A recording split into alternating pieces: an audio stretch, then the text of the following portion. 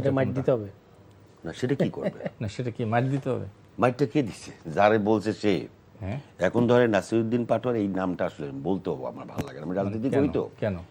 মানে তাকে রাজনৈতিক কোনো নেতার মতো উচ্চারণ, বাচনভঙ্গি, শব্দচান তার মধ্যে আমি কিছুই পাই না। রহমতুল্লাহ ভাই যে অভিযোগটি বললেন যে আপনার মানে কথার জবাব কথা দিয়ে দিবেন, তো আরেকটি সংস্কৃতি আমরা এটা লক্ষ্য করলাম, মামলা না নেওয়ার মানে প্রবণতা ঝিনাইদহে, যেটা আমরা অতীতে দেখেছি।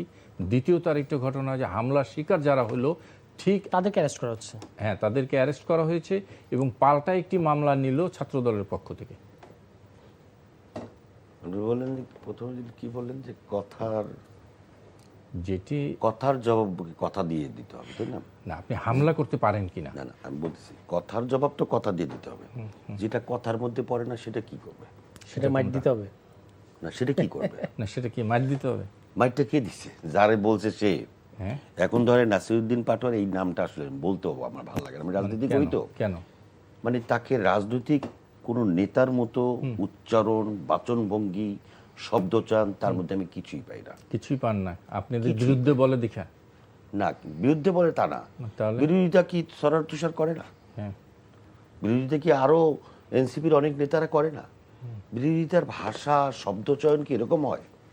আপনি দেখেন যে সে মানে অবাক করার মতো কিছু ভাষা আছে, যে ভাষাগুলো বলাটা তো মুখ দিয়ে কঠিন। সে বলছে যে এই আমরা শেষের এর দিকে মাজা আছি। না, মাজা ভাঙছে না না না, ক্লিয়ার। যে এই তো কি? কথাগুলো নিয়ে রহমত ভাই, এই কথাগুলো নিয়ে আমরা একমত যে এই কথাগুলো অনেক ক্ষেত্রেই তার বাড়াবাড়ি আছে। আমি বাড়াবাড়ি শব্দটাই ব্যবহার আমি করি। আপনাকে প্রশ্ন আর করতে হবে না, আপনাকে আপনাকে দেন, আমি জি, ছেড়ে দেন বলতেছি। সেটা হলো যে আমি নিশ্চয়ই আপনার সঙ্গে একমত। আপনি যেটা জানতে চাচ্ছেন যে নিশ্চয়ই একজন কথা বলবে, সেটার জন্য মামলাও করা যাবে না, হামলাও করা যাবে না, কিছুই করা যাবে না, কিন্তু জনরোষ বলতে একটা জিনিস কিন্তু সমাজে আছে।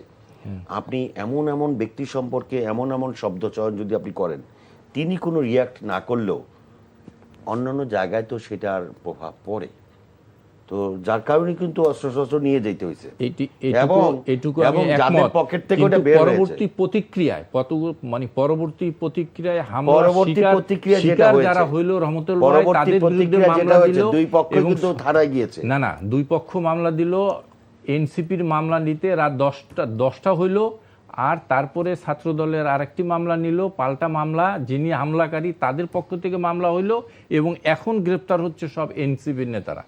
ওই পক্ষের তো কেউ গ্রেপ্তার হলো না, হামলাকারী যাদের দেখা গেছে। ওই পক্ষের তো কেউ আর্মস নিয়ে যায় নাই। ও আর্মস তারপর ছাড়াই। কি বলতো, সেলফ স্টিক না কিছু একটা বাইট করছে। ভাই হ্যাঁ। আপনি মসজিদে নামাজ পড়তে গেছেন, আপনারা সেলফ স্টিক নিয়ে এই যাইতে হবে সেলফি কেন? স্টিক নিয়ে তারা আসছে, ওটা মারছে, ওটা দিয়ে পরে আমি তো পরিচয় দিয়ে দেবো, আপনি টাইম দেন আমাকে। না, টাইম নাই নাম আসলে। বাবার নাম না, সহ না, পরিচয় টাইম দিয়ে নাই। দেবো। আমি এই নাম বাবার নাম সহ, আমি তো চ্যালেঞ্জ করলাম, আপনি বের করেন, যেটা জামাত অস্ত্র, এটা নেতার বের ছেলে, করেন। ওই যে সরব ছাত্র কথা শিবির, বলছে। এটা জামাত এক নেতার প্রতিষ্ঠান ছেলে, আপনি বের করেন। জামাত নেতার ছেলে এবং শিবির কর্মী, হোক জামাত নেতা, তাদের হোক শিবির, শেল্টার আমাদের নিয়ে জোটে আছে, আসতেই পারে। সেই নাসিরের সারা দেশে জনপ্রিয়তা আছে, আসবে তার কাছে, সে সারা গেলে, দেশে সে একটা কেন্দ্রীয় জনপ্রিয়তা নেতা। আছে কিনা এটা সবাই জানে। তার যে জনপ্রিয়তা, আমরা দেখি এটা, সে যে কোনো জায়গায় গেলে একটা ক্রেজ তৈরি হয়, এটা আপনি অস্বীকার করতে ক্রেজ পারবেন তৈরি হয়। এবং ওনার নিজের, ওনার কাছের একজন লোক কালকে আমাকে বলতেছিল যে সে আসলে দেখছে এখন তো আমার রাজনীতি নেই, এখন এই সমস্ত কথাবার্তা বলে মোটামুটি এটা কোনো কথা মাঠে না, আমাদের একটু সতেজ যেটা থাকতে যেখান হবে, থেকে শুরু হয়েছে, নাহলে তো আবার কাভারেজ সেখান থেকে হারাতে বলতে হবে। আপনি এখন উনি কাভারেজ জামাত নেওয়ার শিবিরের জন্য ছেলেদের সাথে ছিল, এই ভাইলট অজুহাতে করার হামলা করা জন্য যাবে না। সে এই অজুহাতে নিজেকে হামলা করা কি যাবে বলে না। এটাকে